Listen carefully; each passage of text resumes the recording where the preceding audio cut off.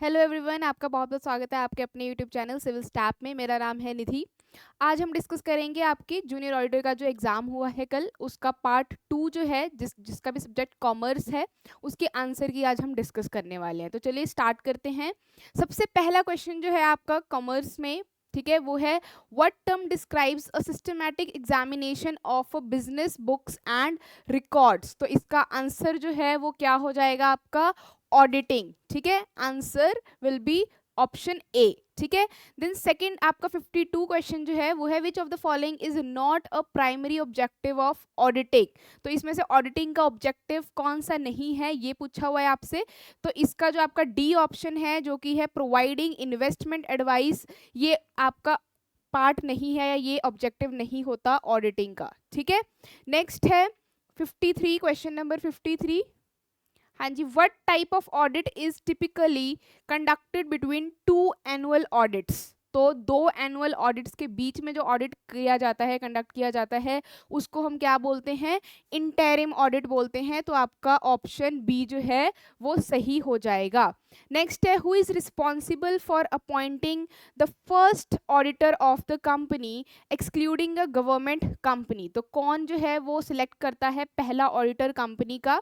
तो आपका आंसर आ जाएगा board of directors, option B. ठीक है, देन क्वेश्चन नंबर 55 है cost audit provides a true and fair view of which aspect of a product. तो कॉस्ट ऑडिट जो है उसमें आप क्या करते हो? कॉस्ट ऑफ सेल का ऑडिट करते हो, कॉस्ट ऑफ गुड्स सोल्ड का, कॉस्ट ऑफ प्रोडक्शन का, या कॉस्ट ऑफ एफिशिएंसी का। तो यहाँ पे कॉस्ट ऑफ प्रोडक्शन के लिए जो है वो कॉस्ट ऑडिट किया जाता है ट्रू एंड फेयर व्यू देखने के लिए। नेक्स्ट है आपका question number 56, what is the primary focus of a management audit. तो मेन जो ऑब्जेक्टिव होता है या फोकस होता है आपका मैनेजमेंट ऑडिट का, वो कौन सा होता है? B option, to highlight efficiency in objectives, policies, procedures and planning. तो आपका जो ऑप्शन बी है वो सही हो जाएगा। ठीक है, क्वेश्चन नंबर 56 का। नेक्स्ट है question number 57, which of the following is not a right typically granted to an auditor. तो इसमें से कौन सा ऑडिटर का जो राइट है वो नहीं है, मतलब वो ऑडिटर को नहीं मिलता। तो यहाँ पे आपको ऑप्शन में गिवन है right to inspect books of accounts, right to ask for necessary information, right to fair compensation, या right to make changes in the books of account wherever frauds या एरर आर फाउंड। तो यहाँ पे D option जो है वो गलत हो जाएगा, ये राइट नहीं होता आपका ऑडिटर का। ठीक है, तो आप जो है साथ के साथ क्वेश्चन नंबर लिखते जाओ और उसका आंसर लिखते जाओ। उसके बाद आप प्री चेक कर लो कि आपका जो है अपने एग्जाम में क्या मार्क किया है आंसर। ठीक है, एंड इस सेशन को जो है वो साथ के साथ लाइक करते जाओ एंड अपने फ्रेंड्स के साथ शेयर करो। ठीक है, नेक्स्ट है question number 58, an act of unintentional mistake is known as. जब कोई भी मिस्टेक होती है जो अनइंटेंशनली होती है, मतलब आपका उसमें मन नहीं होता या आप जानबूझ के नहीं करते वो मिस्टेक, उसको क्या बोलते हैं? एरर बोलते हैं। ठीक है, मतलब गलती से हो गया। ठीक है, नेक्स्ट है विच of the following completes the aspect of fraud triangle along with pressure and opportunity. तो इसका आंसर हो जाएगा आपका रैशनलाइजेशन, ऑप्शन ए। नेक्स्ट है question number 60, under the companies act 2013 a company's director who is unable to attend board meetings for a continuous period of dash months may be deemed to have dash their office। तो यहाँ पे आपका answer हो जाएगा 12 months। ठीक है, 12 months, और उसको जो है फिर रिजाइन करना पड़ता है, ठीक है, ऑफिस को। नेक्स्ट है under the companies act 2013 that intends to engage in transaction with the related party must disclose such transaction in the dash to ensure dash of the company's dealings. This requirement is outline in section. तो आपको तीन यहाँ पे filling the blanks given है, आपने तीनों के answer करने हैं एंड आपको ऑप्शन गिवन है। तो यहाँ पे जो आपका फर्स्ट फिलिंग द ब्लैंक्स है, यहाँ पे आ जाएगा आपका बोर्ड रिपोर्ट।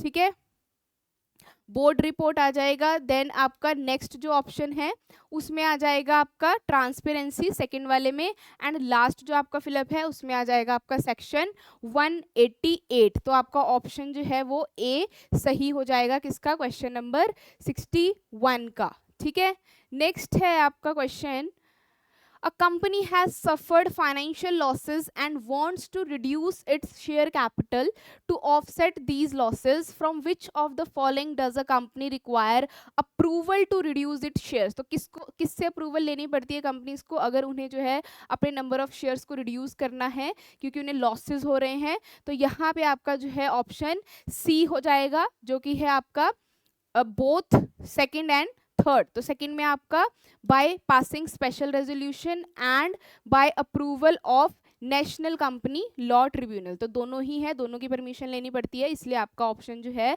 वो सी करेक्ट हो जाएगा। ठीक है, देन क्वेश्चन नंबर 63 जो है वो कह रहा है which section of the companies act 2013 provides the framework for the appointment and powers of company secretary and what is key responsibility mandated for the role? तो आपका जो सेक्शन 203 है वो इसके बारे में बताता है overseeing compliance with corporate governance. ठीक है, तो आपका ऑप्शन जो है ए सही हो जाएगा। ठीक है, नेक्स्ट है क्वेश्चन नंबर 64 जो कि आपका मैच द फॉलोइंग है। ठीक है, तो यहाँ पे आपको देखो क्या दिया हुआ है, शेयर होल्डर्स अग्रीमेंट दिया हुआ है, corporate governance report, register of directors, prospectus and memorandum of understanding. ठीक है, MOU। तो इसमें आपने बताना है इनका मीनिंग क्या है, ये किस टाइप के डॉक्यूमेंट्स होते हैं आपके। तो यहाँ पे इसका आंसर जो है हो जाएगा ए, जो कि है आपका फर्स्ट का ए हो जाएगा। ठीक है, शेयर होल्डर्स अग्रीमेंट क्या होता है, deals the right and obligations of share holders and their role in the company management. तो आपको इसमें ही गिवन है शेयर होल्डर्स, तो यहाँ से भी आप आंसर मार्क कर सकते थे। सेकंड है आपका कॉर्पोरेट गवर्नेंस रिपोर्ट, इसका जो है वो बी ऑप्शन हो जाएगा। ठीक है, देन थर्ड का सी, फोर्थ का डी एंड फिफ्थ का ई। मतलब कि ये जो है आपका मैच द फॉलोइंग में डायरेक्ट सामने सामने ही इनकी एक्सप्लेनेशन गिवन है। ठीक है, तो आपका ऑप्शन जो है ए वो हो जाएगा सही। नेक्स्ट है क्वेश्चन नंबर 65, इसमें स्टेटमेंट टाइप का क्वेश्चन है आपका। इसमें दो स्टेटमेंट्स गिवन है आपको। The companies act 2013 mandates that at least one director on the board of the company must be a resident of India. तो ये जो है आपका स्टेटमेंट बिल्कुल सही है। नेक्स्ट है a resident director is defined as someone who stayed in India for a total period of not less than 182 days. मतलब 82 डेज या उससे ज्यादा रहा है प्रीवियस ईयर में, उसको हम बोलेंगे कि वो रेजिडेंट डायरेक्टर है। तो ये भी सही है। तो यहाँ पे आंसर जो है वो हो जाएगा आपका option A. Both statement 1 and 2 are correct and statement 2 is the correct explanation of statement 1। ठीक है, देन आपका क्वेश्चन नंबर है 66, इसमें भी आपको स्टेटमेंट्स गिवन है दो। स्टेटमेंट 1 कह रही है the companies act 2013 mandates that every company must have CSR committee if it meets certain financial criteria.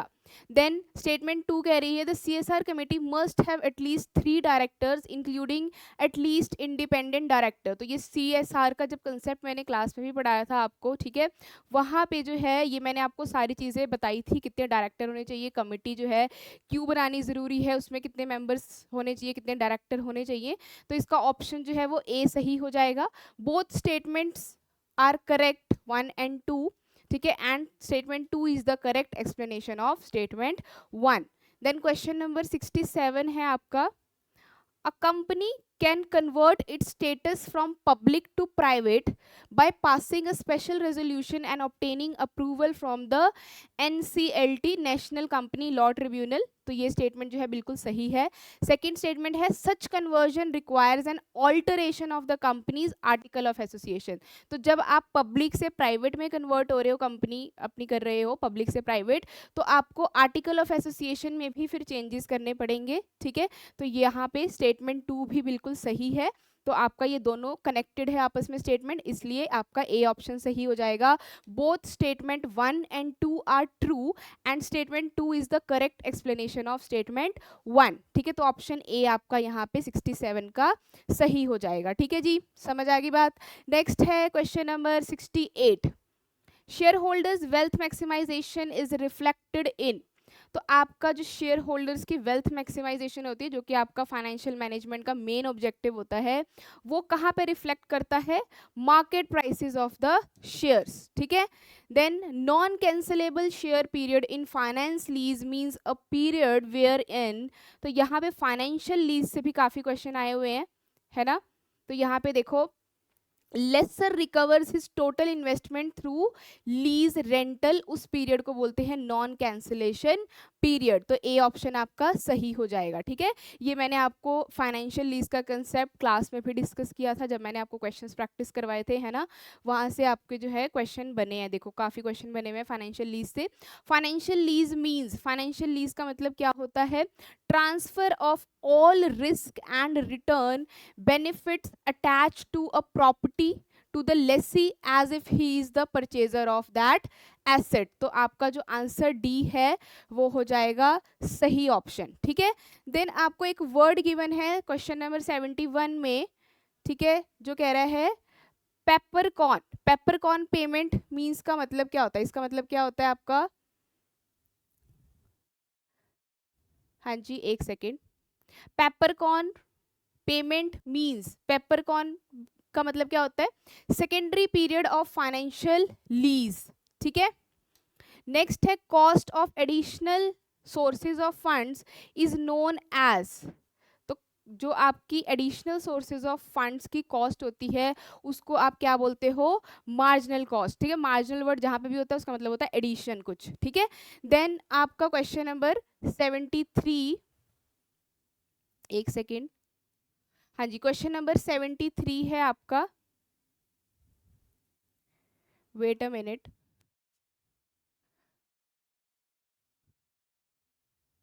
Question number 73, हाँ जी, क्वेश्चन नंबर 73 कह रहा है weighted average cost of capital का मतलब क्या होता है? It is an overall cost of a capital on the basis of which capital budgeting proposals are evaluated. तो फर्स्ट ऑप्शन भी सही है आपका। Weighted average cost of capital की डेफिनेशन है आपकी, ये ओवरऑल कॉस्ट ऑफ कैपिटल होता है जिसको हम कैपिटल बजटिंग प्रपोजल्स में इवेल्युएट करते हैं, यहाँ पे इवेल्युएशन करते हैं, ठीक है। नेक्स्ट है आपका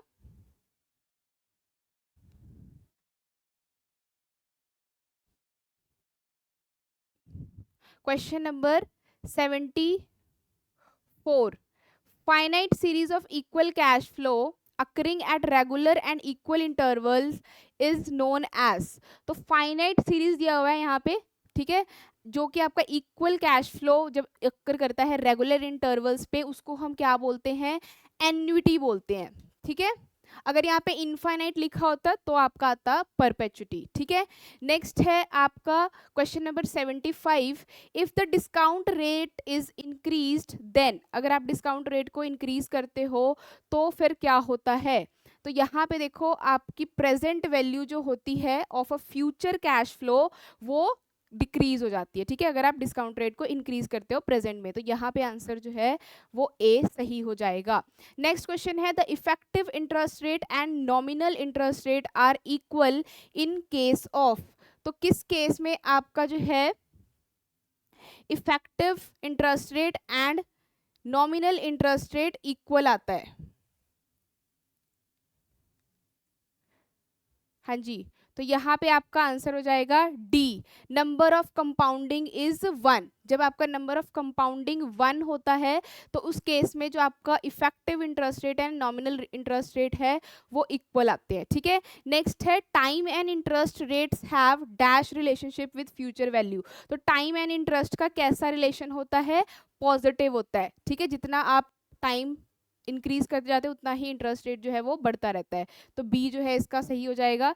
नेक्स्ट है विच of the following statement is correct, तो यहाँ पे आपको जो है एनपीवी एंड आईआरआर एनपीआई जितने भी आपके कैपिटल बजटिंग के मेथड्स होते हैं उससे क्वेश्चन आया हुआ है, तो यहाँ पे कौन सी स्टेटमेंट पूछी हुई है सही है? तो यहाँ पे देखो जो आपकी स्टेटमेंट बी है, ठीक है, ये आपका सही है, ठीक है। नेक्स्ट है question number 79, in case of project having size disparity dash is superior than dash, तो यहाँ पे आपका ऑप्शन हो जाएगा ए, ठीक है, ए ऑप्शन आपका सही हो जाएगा। नेक्स्ट है question number 80, in case of project having unequal lifes dash method gives better result. तो यहाँ पे आपका ऑप्शन हो जाएगा equivalent annualized net present value method. ठीक है, डी ऑप्शन जो है वो सही हो जाएगा। क्वेश्चन नंबर 81 है which is used to find out the acceptability of a project under different scenarios। ठीक है, तो इसमें कौन सा एनालिसिस यूज करते हैं, इसमें करते हैं सिनेरियो एनालिसिस। ठीक है, ऑप्शन सी जो है वो आपका सही हो जाएगा। नेक्स्ट है क्वेश्चन नंबर 82। हाँ जी, the formula for operating leverage is given as. तो ये सेम क्वेश्चन जो है वो मैंने आपको क्लास में पूछा हुआ है ना, सेम क्वेश्चन जो है मैंने पूछा हुआ है। Operating leverage, financial leverage and combined leverage के मैंने आपको फॉर्मूलेज बताए थे, है ना। तो यहाँ पे देखो ऑप्शन ए जो है वो सही हो जाएगा, कंट्रीब्यूशन अपॉन ईबीआईटी, ये होता है आपका ऑपरेटिंग लीवरेज का फॉर्मूला। तो ऑप्शन ए जो है वो सही हो जाएगा। नेक्स्ट है judicious use of leverage is suggested by. तो ये कौन सी अप्रोच बताता है, ट्रेडिशनल अप्रोच बात करता है judicious use of leverage. Leverage क्या होता है, डेट। ठीक है, नेक्स्ट है in pecking order theory first priority is given to. Same ये वाला क्वेश्चन भी मैंने आपको क्लास में पूछा था, है ना, सेम एग्जैक्टली सेम आया हुआ है आपको। तो पैकिंग ऑर्डर थ्योरी में हम सबसे पहले किसको प्रायोरिटी देते हैं, रिटेन्ड अर्निंग्स को। ठीक है, तो ऑप्शन ए जो है वो सही हो जाएगा। नेक्स्ट है गॉर्डन मॉडल। ठीक है, तो हमने वॉल्टर, गॉर्डन सभी मॉडल के बारे में डिस्कस किया था ना क्लास में। तो यहाँ पे देखो गॉर्डन मॉडल कहाँ पे एप्लीकेबल होता है, कब एप्लीकेबल होता है, only if the cost of equity is greater than cost growth rate. ठीक है, तो यहाँ पे जो है ऑप्शन बी सही हो जाएगा। नेक्स्ट है cash discount term 1/10 net 30 means. तो जो आपको ये स्टेटमेंट दी हुई है इसका मतलब क्या होता है, इसका मतलब होता है 1% तक का डिस्काउंट आपको अवेलेबल होगा in cash payment is with in 10 days, otherwise आपको जो है कोई डिस्काउंट नहीं मिलेगा। ठीक है, तो आपका जो सेकंड स्टेटमेंट है, बी स्टेटमेंट है, वो इसको डिफाइन कर रहा है। ठीक है, तो आपका बी ऑप्शन सही हो जाएगा। नेक्स्ट है क्वेश्चन नंबर 87। डेलिक्वेंसी कॉस्ट का मतलब क्या होता है, डेलिक्वेंसी कॉस्ट का मतलब होता है cost of default by customer. ठीक है, आंसर बी, ऑप्शन बी जो है वो सही हो जाएगा। नेक्स्ट है the difference between actual and expected return. तो आपका ये फॉर्मूला होता है, अगर आप एक्चुअल रिटर्न को एक्सपेक्टेड रिटर्न से माइनस करते हो तो आपका क्या आता है, एबनॉर्मल रिटर्न आता है। ठीक है, नेक्स्ट है defensive stock is one which has. तो डिफेंसिव स्टॉक आप किसको बोलोगे, जहां पे आपके बीटा की वैल्यू जो है वो लेस देन 1 होगी। तो ऑप्शन सी जो है वो आपका सही हो जाएगा। नेक्स्ट क्वेश्चन है the amount paid by the holder to the writer of option is called. तो इसको क्या बोलते हैं, ऑप्शन प्रीमियम। ठीक है, क्या बोलते हैं, ऑप्शन प्रीमियम। तो ये आपके फाइनेंशियल मैनेजमेंट से, फाइनेंशियल मार्केट से क्वेश्चन आए हुए हैं।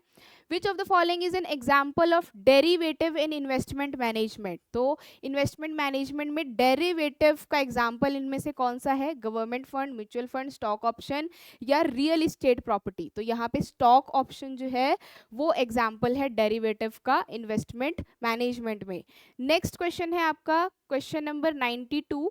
अकॉर्डिंग टू ग्रेशम्स लॉ इसमें से क्या चीज सही है, एक आपको स्टेटमेंट गिवन होती है अकॉर्डिंग टू ग्रेशम्स लॉ, वो स्टेटमेंट होती है bad money drives out good money. ठीक है, तो ऑप्शन ए जो है वो सही हो जाएगा, bad money drives out good money, ये लॉ कहता है। ठीक है, नेक्स्ट है करेंसी स्वैप। तो देखो करेंसी स्वैप जो है वो कहाँ पे होता है, आपका फॉरेन एक्सचेंज में होता है, जहां पे आप जो है फॉरेन एक्सचेंज रिस्क को कम करते हो। यहाँ पे मैंने आपको हेजिंग का कंसेप्ट भी समझाया था, है ना। तो यहाँ पे जो है आंसर ए हो जाएगा सही, hedging against foreign exchange risk. ठीक है, इसका ये मेथड है, मेथड्स ऑफ हेजिंग मैंने करवाया था क्लास में, तो उसी से क्वेश्चन ये आया हुआ है आपको। नेक्स्ट है exposure which arises because of translation of foreign currency items into domestic currencies while consolidating the accounts of various subsidiaries by the parent company is known as, इसको बोलते हैं ट्रांसलेशन एक्सपोजर।